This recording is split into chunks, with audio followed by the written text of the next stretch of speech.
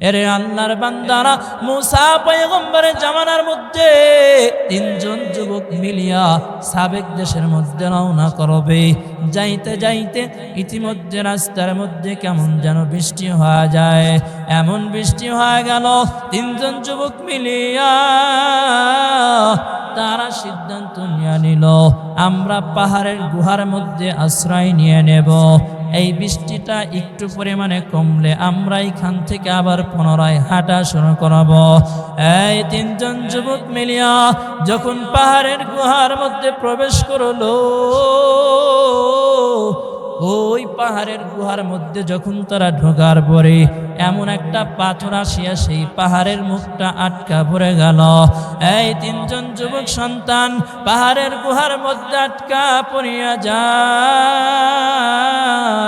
তিনজন যুবক যখন সেই পাহাড়ের মধ্যে আটকা পড়ে যায়, তিনজনের মনের মধ্যে একটু পরিমাণে টেনশন পেরেশান বেড়ে যায়।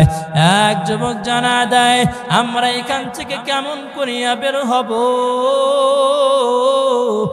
এক যুবক ওইখানের মধ্যে পরামর্শ দিয়া দিল, এইখান থেকে আমরা দোয়া ছাড়া বের হতে পারবো না। এই তোমার যদি একটু পরিমাণে ভালো কাজ থাকে, সেই ভালো কাজের উসিলা করে তুমি মাওলার কাছে দোয়া করো। এক নাম্বার যুবক দোয়া করলো, এ আল্লাহ আপনার কাছে আমি দোয়া করি, এ আল্লাহ আমি দুনিয়ার মধ্যে থাকা অবস্থায় আমি অনেকগুলা শ্রমিক নিয়োগ করলাম।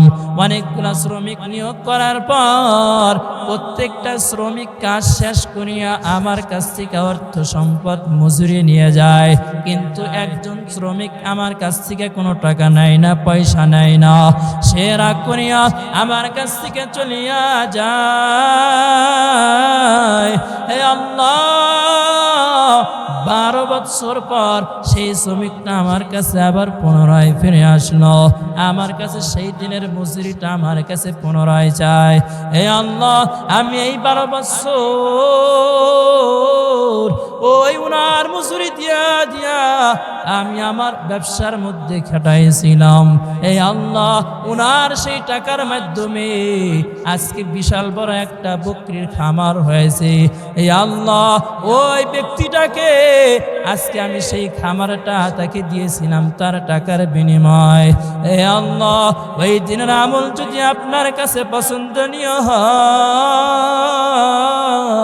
এ আল্লাহ ওই আমলের উসিলা করিয়া আজকে পাথরটা সরায় দেন। আল্লাহর নবী বলে পাথরটা একটু পরিমাণে সরে গেল। এইবার 2 নাম্বার যুবক আল্লাহর কাছে দোয়া করতে লাগলেন, হে আল্লাহ, হে দয়ার মালিক, হে আল্লাহ, দুনিয়ার মধ্যে আমার বিদ্যা মা বাবা জমিনের মধ্যে বেঁচে রয়েছে। ইয়া আল্লাহ, আমার একটা গাভী রয়েছে, যে গাভী আমি দুধ দহন করি, আমি আমার সবার আগে মা বাবাকে খাওয়াই, পান করাই। হে আল্লাহ, আমি একদিন শহরের মধ্যে গিয়েছিলাম, আমি শহর থেকে ফেরার পথে একটু পরিমাণে দেরি হয়ে যায়। আমি বাড়িতে আসার পরে দেখি আমার মা ঘুমের ঘরে গিয়েছে।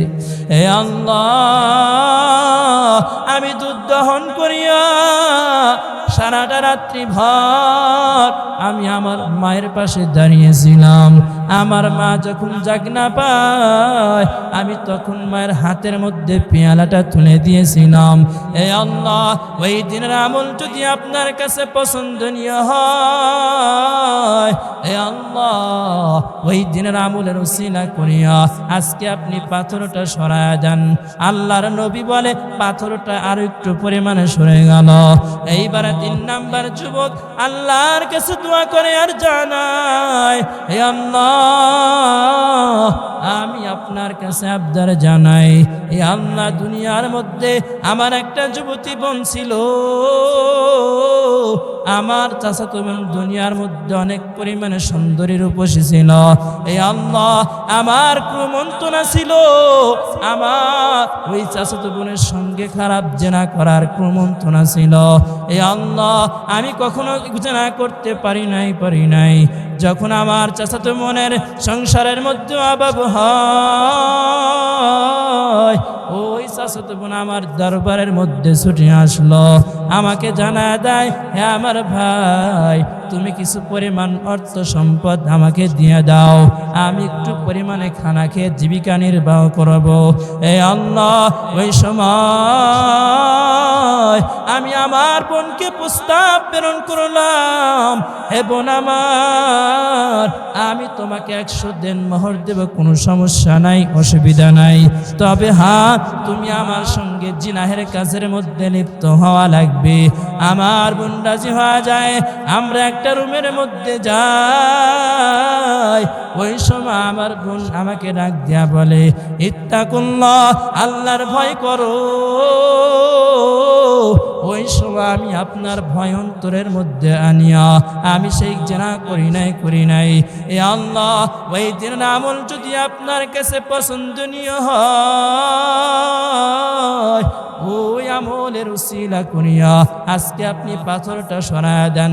আল্লাহ তাআলা সঙ্গে সঙ্গে পরিপূর্ণ পাথরটা সরায়া দেয়। সুবহানাল্লাহ। কাদের কুদরত দারি বরকামান, আন্তা রব্বি আন্তা হাসবি জুল জালাল, তুহি কাদের জলিলুল্লাহ জাহাদা, বহর হারে তুহি মেরা নিগহাদা। এরে আল্লাহর বান্দারা, আল্লাহ তাআলার কাছে উসিলার মাধ্যমে দোয়া করো। আল্লাহ তাআলার কাছে তুমি কোনো কিছু উসিলা দিয়ে দিয়ে আবদার জানাও।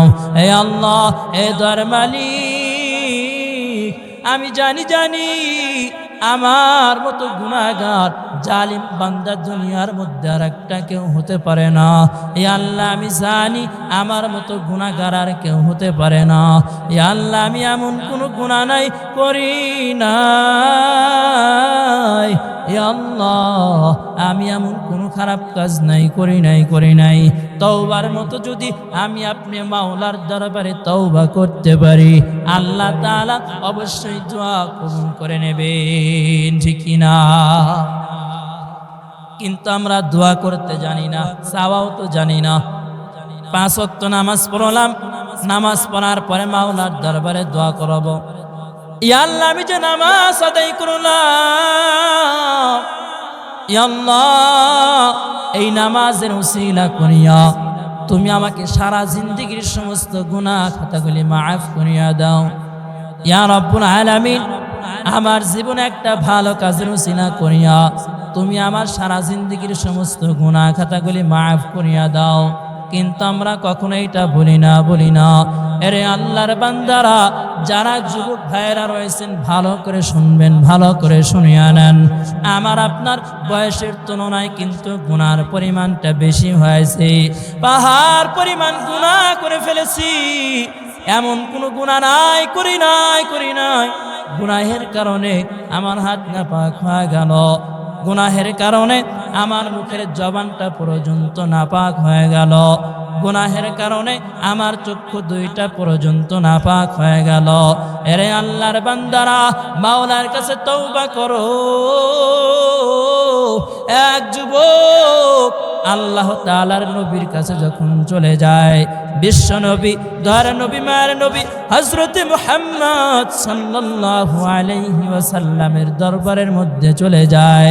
যুবক আল্লাহর নবীর কাছে যায়, আল্লাহর নবীকে বারবার ডাকি আর জানা দেয়, ওগো আল্লাহর নবী, ভালো করে শুনিয়া নেন, আমি যুবকের মতো গুনাহগার দুনিয়ার মধ্যে আর কেউ হতে পারে না।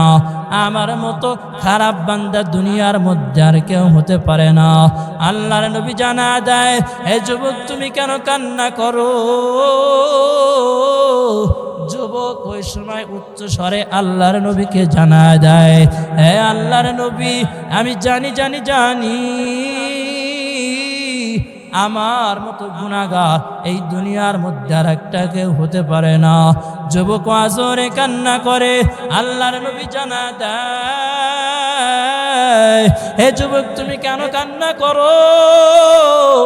যুবক ওই সময় আল্লাহর নবীকে জানায় দেয়, হে নবী আমার গুনাহ এতটাই বড়।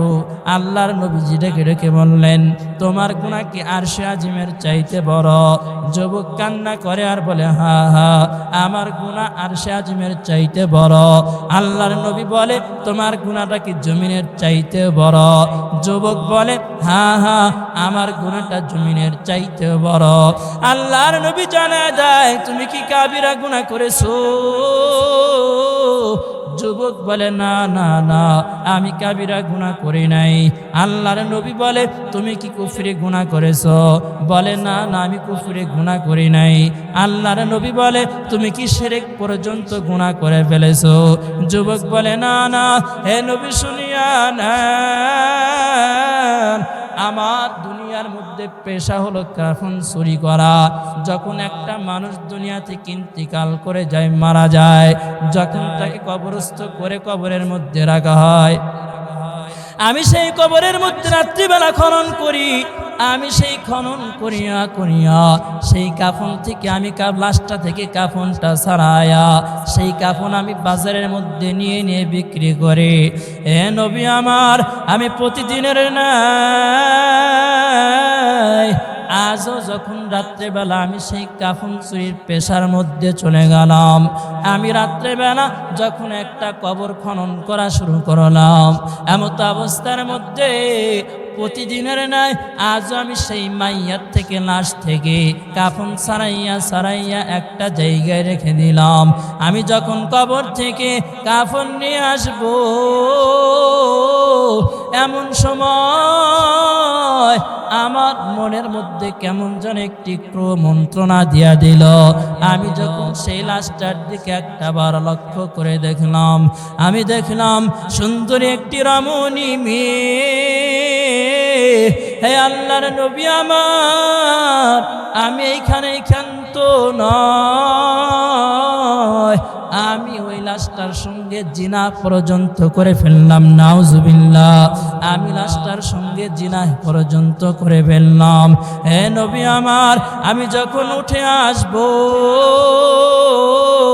কে যেন আওয়াজ দিয়ে জানা দেয়, হে যুবক, তোর ঘরের মধ্যে কি মা নাই? তোর ঘরের মধ্যে কি বাবা নাই? এমন আমাকে নাপাক করে দিলি। যুবক এমন আওয়াজ শুনতে পায়, হে যুবক, তুই কি এমন একটা কাজ করলি? আমি আল্লাহর কাছে বিচার দিলাম, আল্লাহ তাআলা এর বিচার তোমাকে দুনিয়ার মধ্যে করবে। যুবক কান্দে আর জানা দেয়, ওগো আল্লাহর নবী, আপনি এইবার একটু পরিমাণ আমাকে জানান না, আল্লাহ কি আমার এই গুনাহটা মাফ করবে? এমন কথা শোনার পর দয়ার নবী, মার নবী, তার চোখ দিয়ে টপ টপ করে পানি পড়া শুরু করলো। আল্লাহর নবী পর্যন্ত কান্না করে। আর যুবককে জানা দেয়, হে যুবক, তোমার গুনাহ তো আসলে অনেক বড়, তুমি এখনই আমার দরবারটা ত্যাগ করো। আমি এত বড় গুনাহগার বান্দাকে আমার সামনে দেখতে চাই না।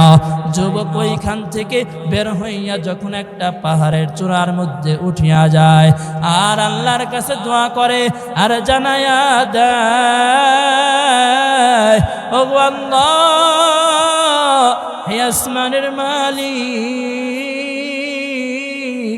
আমি আপনার কাছে আবদার জানাইলাম, ইয়া আল্লাহ, আমি জানি আমার মতো গুনাহগার এই দুনিয়ার মধ্যে আর একটা কেউ নাই। ইয়া আল্লাহ, আমি জানি আমার মতো জালিম বান্দার কেউ নাই। ইয়া আল্লাহ, আপনি আমাকে মাফ করিয়া দেন। এইরকম ক্ষমা চাইতে চাইতে, তওবা করতে করতে একদিন নয়, 2 দিন নয়, 40 দিন পর্যন্ত পার হয়ে যায়। এইবার আল্লাহর নবী জানা দেয়, হে যুবক, তুমি আল্লাহ তাআলার দরবারে কান্না করো। যুবক তারপরও কান্না থামাই না, তওবা করে। হযরতে জিবরাইল আলাইহিস সালাতু ওয়াস সালাম আল্লাহ তাআলার তরফ থেকে আসিয়া আল্লাহর নবীকে জানা দেয়, হে পয়গম্বর, শুনিয়া নেন, আল্লাহ তাআলা জানাইছে আপনার পাশে যে 40 দিন পূর্বে একটা যুবক আসছিল, আপনি যাকে আপনার দরবার থেকে তাড়িয়ে দিয়েছেন, আল্লাহ তাআলার ঘোষণা, আল্লাহ তাআলা তাকে মাফ করে দিয়েছে। সুবহানাল্লাহ। قل يا عبادي الذي أسرفوا لا تقنطوا من رحمة الله। বান্দা তুমি গুনাহ করো, গুনাহ করার পরে তুমি পুনরায় আল্লাহর কাছে মাফ চাও, ক্ষমা চাও, আল্লাহ তাআলা তার রহমতের উসিলা করিয়া, আল্লাহ তাআলা তার রহিম রহমান নামে উসিলা করিয়া বান্দা তোমাকে মাফ করে দিতে পারে, ঠিক কি না? বর্তমান সময় দেখা যায় গুনাহ করতে করতে পাহাড় পরিমাণ গুনাহ করে ফেলেছি। ডানে তাকাইলেও গুনাহ, বামে তাকাইলেও তো গুনাহ। আমি জুনায়েদ আল হাবিব এইখানের মধ্যে বসে রইলাম, এইখান থেকে উঠতে পারবো কিনা তার তো কোনো গ্যারান্টি নাই। আজকের দিন পার হয়েছে, আমার মাধ্যমে কোনো গুনাহ হয়েছে কি হয় নাই তার তো কোনো গ্যারান্টি নাই। আরে আল্লাহর বান্দারা, নিজের মনটাকে একটু পরিমাণে জিগাও। আরে আমি দুনিয়ার মধ্যে এতদিন পর্যন্ত আসলাম, আমি আমার মায়ের গর্ভ থেকে পরাণে আজ পর্যন্ত আসলাম, আমি কয়টা দিন ভালোভাবে কাটাইতে পারলাম, আমি কয়টা দিন খারাপভাবে কাটাইতে পারলাম? আমরা একটা ভালোভাবে দেখি না। কাদের মাধ্যমে আজকে আমি দুনিয়ার মুখ দেখতে পাইলাম? আমি কাদের কারণে আজকে দুনিয়াতে আসলাম? আমাকে কে খাওয়াইলো, কে পড়াইলো? আমি যখন হাঁটতে পারি নাই তখন আমাকে কে হাঁটা শিখাইলো? আমি যখন চলতে পারি নাই তখন আমাকে কে চলাইলো? আমি যখন গোসল করতে পারি নাই তখন আমাকে কে গোসল করাইলো? আমরা কিন্তু এই কথাগুলো একটু পরিমাণে ভাবিও না, চিন্তাও করে দেখি না। এরে আল্লাহর বান্দারা, এই জন্যই তো আল্লাহ তাআলা কোরআনের মধ্যে জানায় দেয়, وَقَضَى رَبُّكَ أَلَّا تَعْبُدُوا إِلَّا إِيَّاهُ وَبِالْوَالِدَيْنِ إِحْسَانًا। হে আমার বান্দারা, দুনিয়ার মধ্যে এক নম্বরে আমার হুকুম মানো, আমার হুকুম আহকামগুলা মেনে মেনে তোমরা দুনিয়ার মধ্যে চলাফেরা জীবিকা নির্বাহ করো। তারপরে তোমরা তোমাদের মা বাবার প্রতি ইহসান করো, দয়া করো। কিন্তু বর্তমান সময় এমন একটা পরিস্থিতি হয়ে গেল, মাকে মোহাব্বত করে না, বাবাকে মোহাব্বত করে না, মাকে ভালোবাসে না, বাবাকেও মোহাব্বত করে না, ভালোবাসে না, এমন সন্তান আছে না নাই? এমন সন্তানের আর তো কোনো অভাব নাই। সন্তানটাকে আর বলে, হে আমার আব্বা জান, আপনার মতো আব্বা এখন বাড়ির মধ্যে না থাকলেও চলবে, বলে কি বলে না? সন্তান বলে, তোমার মতো আম্মা এখন আর আমার প্রয়োজন নাই, তোমার মতো মা না থাকলে এখন আমার চলবে। কিন্তু এই সন্তান একটাবারও ভাবলো না, আমি যখন ঠিক মতো খানা খাইতে পারি নাই আমাকে কে খানা খাওয়াইতো? আমি যখন ঠিক মতো চলাফেরা করতে পারি নাই আমাকে তখন কে চলাফেরা করাইতো? আজকে আমি কেমন হয়ে গেলাম? আরে আল্লাহর বান্দারা, কথাগুলি ভালো করে শুনবে। যেই সন্তান মায়ের মনে একটিবার কষ্ট দেবে, আল্লাহ তাআলা বলে আমার আরশ আজিম পর্যন্ত কেঁপে যায়। কিন্তু আমরা প্রতিনিয়ত ওই মায়ের মনটার মধ্যেই তো কষ্ট দেয়া দেই। আল্লাহ তাআলা বলে, যেই বান্দা আমি আল্লাহকে কষ্ট দেয়, ওই বান্দা কোনোদিন দুনিয়ার মধ্যে সুখ পাবে না, আবার পরকাল আখিরাতের জগতেও বান্দা কোনোদিন সুখ হবে না। কিন্তু না, আমরা দুনিয়ার মধ্যে আসার পরে এমন বিভ্র হয়ে গেলাম, আমরা নামাজ আদায় করি না, আবার মা বাবার খেদমত পর্যন্ত করি না। হাদিসের লেখক লেখেন, মুসা পয়গম্বরের জামানার মধ্যে এক আল্লাহর বান্দা ছিল, যিনি মায়ের কথা শোনেন নাই। মায়ের কথা না শোনার কারণে আল্লাহ তাআলা তাকে কি পর্যন্ত নিয়ে গেল। এরে আল্লাহর বান্দারা, কথাগুলি ভালো করে শুনে নেন। নাম ছিল স্যার জুনাইস। তিনি ছিল আল্লাহর ওলি। এমন কোনো আমল নাই করে না, এমন কোনো ভালো কাজ নাই করে না। এই জুনাইস আল্লাহর বান্দা রাত্রিবেলা যখন তাহাজ্জুদ নামাজের মধ্যে মশগুল হয়ে গেল, সকাল হয়ে যায় যখন তার আম্মা জান জুরাইসের দরবারের মধ্যে আসে আর জুরাইসকে জানা দেয়, হে আমার সন্তান জুরাইস, আমি তোমার মা তোমার দরবারের মধ্যে হাজির হয়ে গেলাম। হে আমার সন্তান, তুমি আমার ডাকে সাড়া দাও না। জুরাইস তখন নফল নামাজ পড়ে আর মনে মনে চিন্তা করে, এখন আমি আমার মায়ের ডাকে সাড়া দেব নাকি আমি নামাজটা চালিয়ে যাব। এমত অবস্থার মধ্যে জুরাইস মায়ের ডাকে সাড়া দেয় না। জুরাইস নফল নামাজ চালিয়ে গেল। নফল নামাজ পড়তে পড়তে এইবার মা যখন ফিরে যায়, দ্বিতীয় দিন আবার মা হাজির হয়। দ্বিতীয় দিন জুরাইস একই অবস্থায় নফল নামাজ পড়া অবস্থায়, ওই দিন মায়ের ডাকে কোনো সাড়া দেয় না। তৃতীয় দিনের মাথায় জুরাইস আবারও হাজির হয়ে গেল, কিন্তু মা ওই দিনে কোনো সাড়া দিল না। এইবার মা বদদুয়া করে আর জানায়, হে আল্লাহ, আমি আপনার কাছে দোয়া করলাম, আমার জুরাইসের খারাপ মেয়ের দান্দায় না ফালায়া জুরাইসকে মৃত্যু দিন না। নাউজুবিল্লাহ। মায়ের না না, আমি তো কখনো কোনো খারাপ কাজ করি নাই, কেমন করে সন্তান আমার হবে? আল্লাহর বান্দি প্রত্যেকটা মানুষের ঘরে ঘরে বলে বেড়ায়, জুরাইস আমার সঙ্গে জিনাহের কাজের মধ্যে লিপ্ত হয়েছিল, এইটা জুরাইসের সন্তান। লোকেরা বলে জুরাইস এত আল্লাহওয়ালা, এখন এমন একটা খারাপ কাজ করতে পারলো। সকলেই জুরাইসকে লানত দিয়ে থাকে, নিন্দানো করা শুরু করলো। এমত অবস্থার মধ্যে বিচার যখন বসে শুরু হয়ে যায়, বিচার বসে গেল। জুরাইস আল্লাহর বান্দা, মাজলুম বান্দা, আল্লাহ তাআলার দরবারে দুইখানা হাত উত্তোলন করে দোয়া করলেন, হে আল্লাহ, হে দরমালিক, আমি আপনার কাছে আবদার জানাইলাম, হে আল্লাহ, আপনি দুনিয়ার মধ্যে আপনি ছাড়া আমার আর কেউ নাই। হে আল্লাহ, আমি কখনো জিনা কাজ করি না। হে আল্লাহ, আপনি দয়া করে মায়া করিয়া এই গুনাহের হাত থেকে আমাকে রক্ষা করেন, মান সম্মান বাঁচিয়ে দেন। আল্লাহ তাআলার কি কুদরত!